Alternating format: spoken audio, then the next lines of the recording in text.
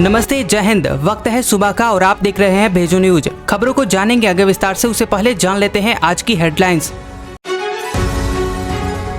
वैज्ञानिकों ने 55 करोड़ साल पुराने जीवाश्म में खोजा दुनिया का सबसे पुराना भोजन। हरियाणा पंचायत चुनाव में बीजेपी ने जीती 22 सीटें, आम आदमी पार्टी का 15 सीटों पर कब्जा। गुजरात चुनाव में आम आदमी पार्टी उम्मीदवार खेतानी ने दिया पार्टी से इस्तीफा, बीजेपी में हुए शामिल। योग गुरु रामदेव ने महिलाएं बिना कपड़ों के भी अच्छी लगती हैं वाले बयान पर मांगी माफी।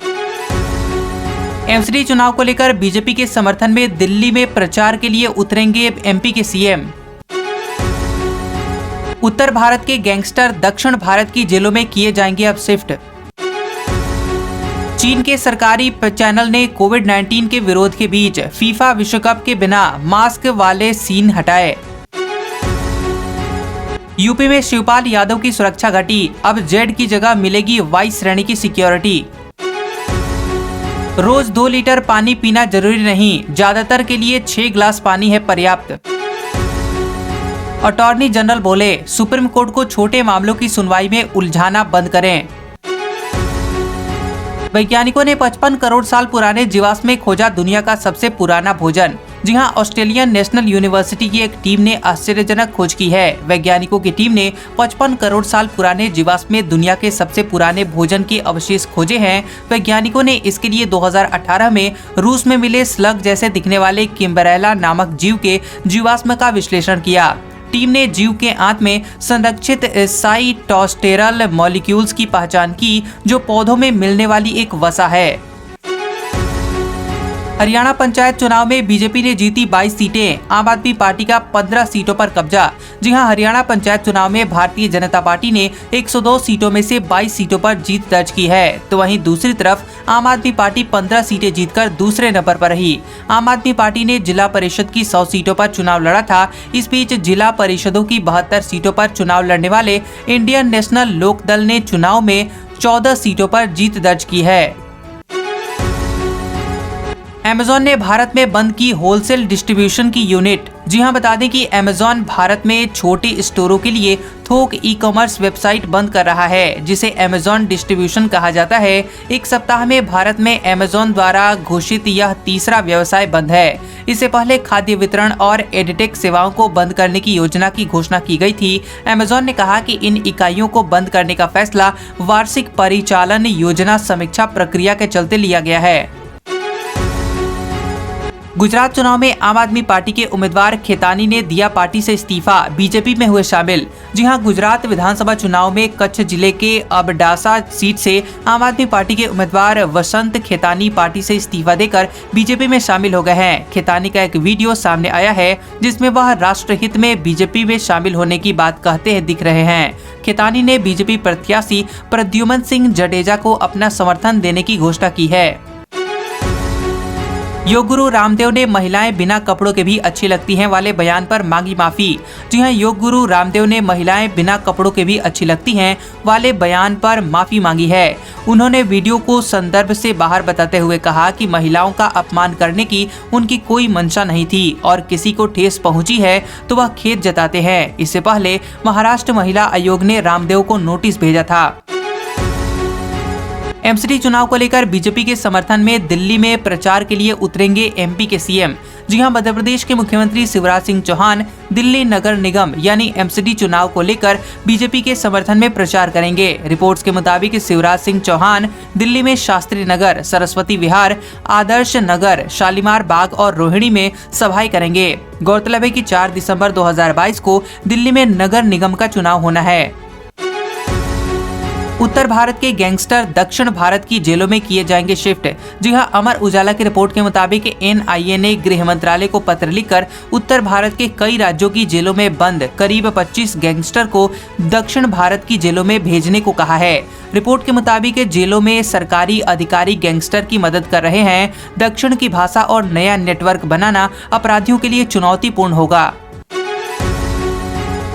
चीन के सरकारी चैनल ने कोविड-19 के विरोध के बीच फीफा विश्व कप के बिना मास्क वाले सीन हटाए।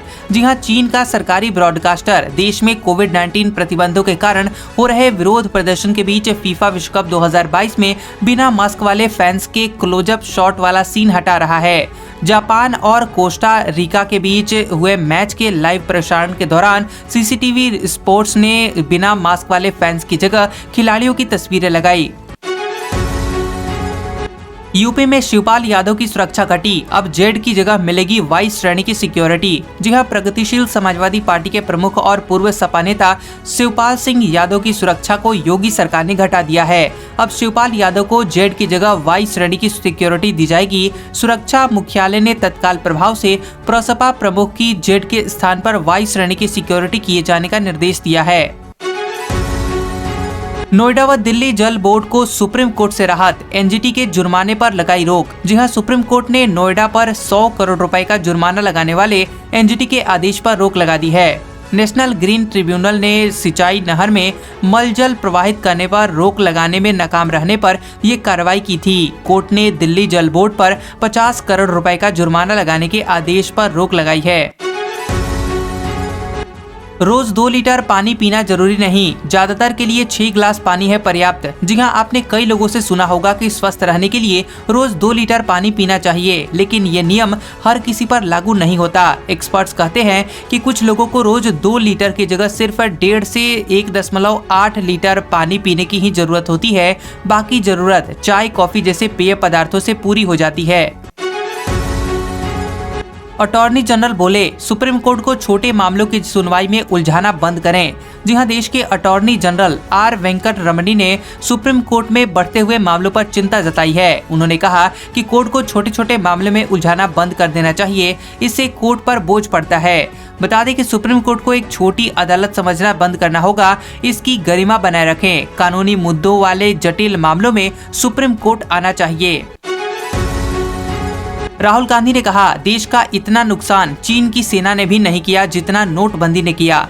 जी हां, मध्य प्रदेश के इंदौर में राहुल गांधी ने कहा कि देश का सबसे बड़ा नुकसान नोटबंदी व जीएसटी ने किया है। उन्होंने कहा कि देश का जो नुकसान चीनी सेना नहीं कर सकी, वह नोटबंदी जीएसटी ने कर दिया। उन्होंने कहा कि लोकसभा में महंगाई, बेरोजगारी, नोटबंदी जैसे मुद्दों पर जब भी बोलने की कोशिश की, माइक ही बंद कर दिए गए।